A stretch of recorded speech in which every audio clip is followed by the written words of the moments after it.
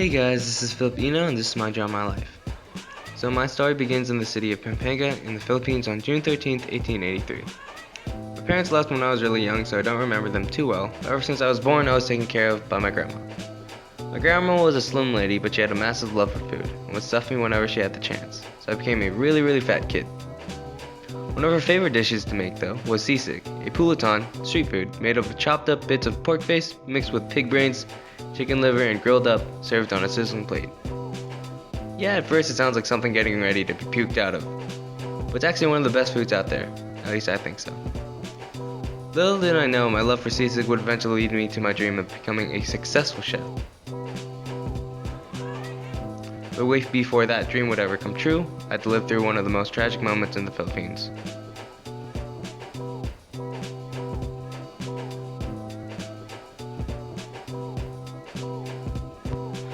This all began when a white dude with a big ass mustache named Commodore Dewey pulled up in his ship onto Manila Bay.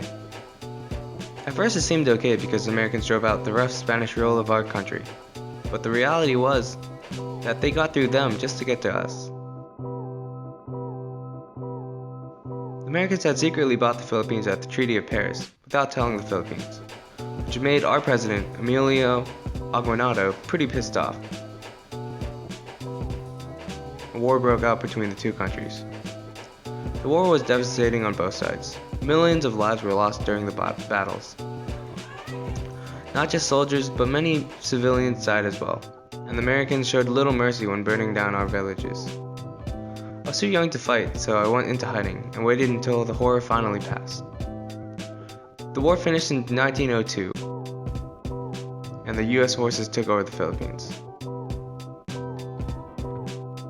I felt really scared and confused. I didn't know what would happen to me. I was only just a kid. It finally turned out that I'd be put in school. It certainly wasn't the worst thing that could have happened, but it still sucked.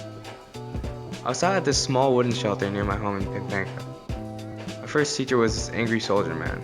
He taught us by screaming in our faces and making us do push-ups while saying the alphabet.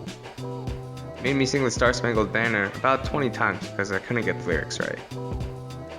He was an asshole. He got replaced, though, thankfully, by a real teacher. She was called the Thomasite. She was an American teacher that studied at Harvard University and came over to the Philippines to teach and educate our people. Her name was Miss Nicole. She was blonde and had really big tits. She was pretty damn hot. I remember that during one of her teaching sessions, we learned about how great America was. This grand place with all freedom and hard-working citizens. The place sounded like a place of successfulness and wealth.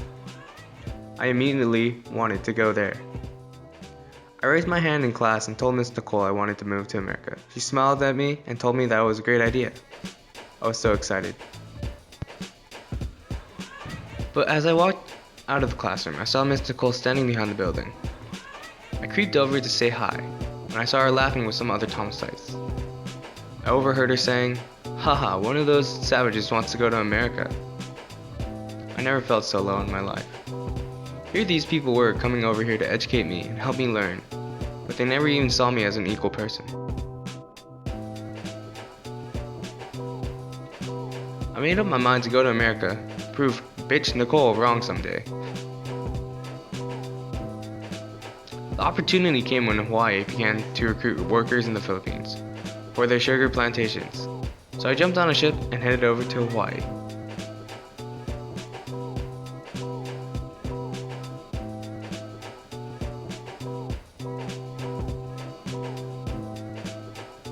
I worked there on a 3-year contract. I planned to gain enough money so I could leave Hawaii and head out to California so I can go into a culinary school. The work was terrible though. I had to work super long hours in the sun, and I already had delicate skin, so after that, it was all rough and charcoaled. I did find one good thing in Hawaii though, the spam musubi. Spam was this greasy processed patty of meat from Minnesota on top of rice and wrapped in seaweed. It was beautiful.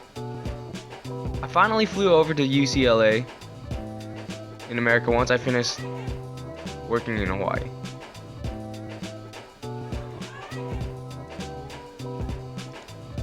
I finally flew over to America and attended a culinary school at UCLA.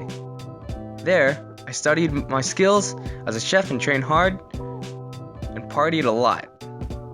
Though I made a lot of friends, it was fun, but I was still looking for something to get my career going. That's until I found the competition Steal Chef America.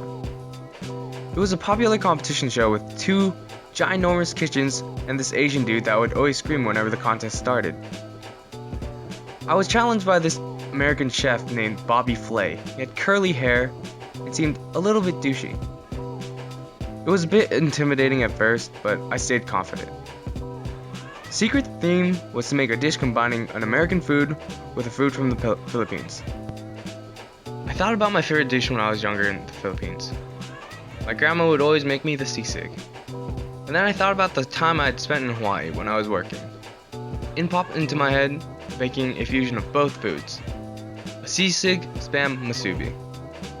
I smashed the ingredients together and poof, came out the spectacle of a food. Alright, so it didn't look that great. But when the judges tasted it, they loved the greasy, sour flavor that came with the high protein meal. And I had finally proven Miss Nicole wrong. And at last, I was happy. So here I am today cooking on YouTube, getting lots of views and spending my time eating with lots of friends. Thanks for watching.